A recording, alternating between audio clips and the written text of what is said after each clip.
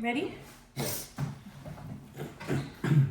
Hello everyone, my name is Abigail Valdivia and today I will be conducting an interview for my community case study.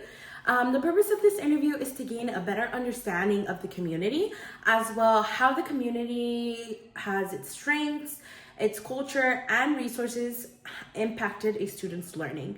Today I have the privilege of interviewing Mr. Rangel, Mr. Osvaldo Rangel, and he will give us his insight and deep understanding of the local community through his lenses. He is a former high school student, currently a alumni for UTRGV, currently attending UTRGV for his master's, but a former alumni for his bachelor's. And he will be giving us his insight of how it's been like living here in the Rio Grande Valley. Thank you so much for taking your time to speak with me, Mr. Rangel. We will proceed with the questions. So the first question is, how did your family and community influence your educational goals and decisions to attend college? Yeah, definitely. So me personally, my parents went to school in Mexico, so they had no prior knowledge of how it was to enroll into college, or how it was here in grade school from 1 to 12. Another thing was my older siblings. They just went to high school. That was the peak of their education. So for me, I feel like it was my purpose to pursue college.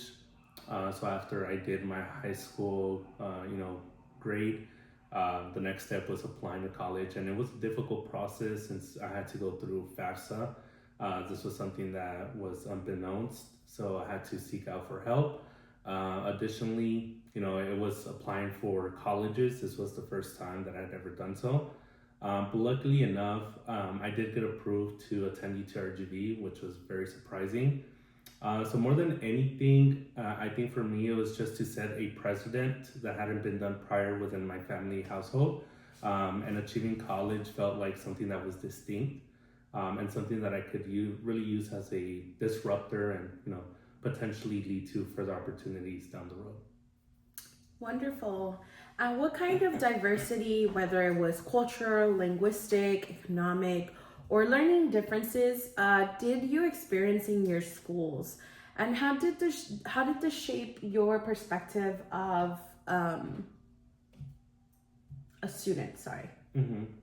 Yeah, so for me, I was raised in a Spanish-speaking household.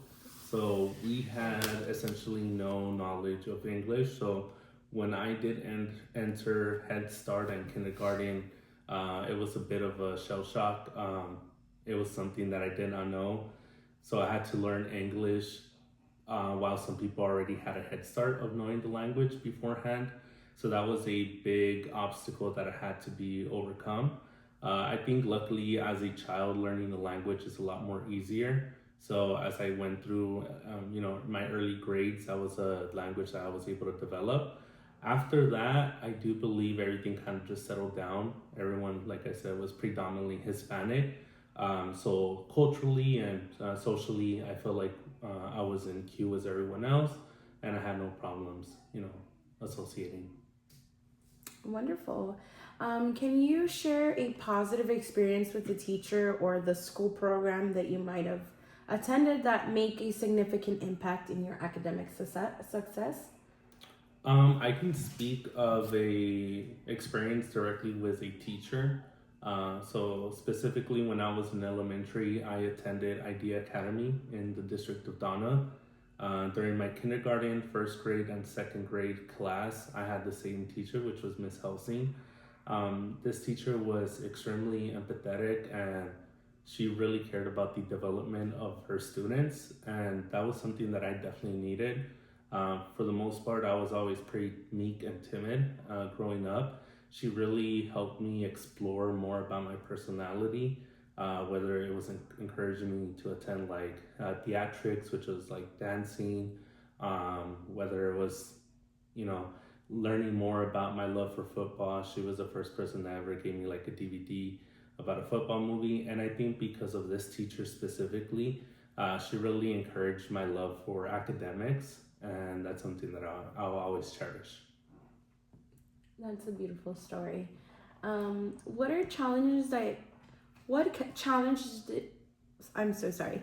What challenges did you or your peers face in school? How did the community or school help you address those challenges? Yeah, so as far as challenges, this is going to take me back to ninth grade specifically. During this time, my dad and my mom were pretty much working every day. My dad was working out of town. So it was during a difficult time. I think as a kid, you're going through puberty, you're an adolescent, and you're having challenges not only internally but also in school. That's when you start entering high school. I do remember back in ninth grade, I was struggling academically. It wasn't necessarily a lack of not being able to do the academic work, but more of the encouragement or the motivation that was behind it. A lot of it was extrinsic. So I remember some of my teachers were attempting for me to do after class studying so I could catch up. And unfortunately, I had to continuously tell them that I couldn't attend because I had no one to pick me up after school. And it was something that was usually, responded with some backlash where it was like, oh, how come your parents are not here? How come they're not willing to pick you up? Like, that seems wrong. I'm going to escalate this to the superintendent. That way they can, see if you're lying or not. And it was something that was true. They tried reaching out to my parents. Unfortunately, my parents couldn't pick me up. And on the back end, that's something that I was essentially punished with, since my parents weren't able to attend me to after classes. I felt like they had to take me to summer class and things of that nature, where essentially if someone was present, they could have helped me. So I think there needs to be things in place that help certain students that don't have the privilege of attending class, or that don't have all the financial or the personal needs that they need at home to really excel in class. Now, looking back, what advice would you give the teachers working with students, maybe possibly in your high school or elementary middle school in Alamo, or anywhere, any teacher in the Rio Grande Valley, to better support their learning and success? Yeah, I think it's more than anything getting to learn your students individually. A lot of times the students, they don't know what they're capable of. A lot of times they don't have the parents that encourage them.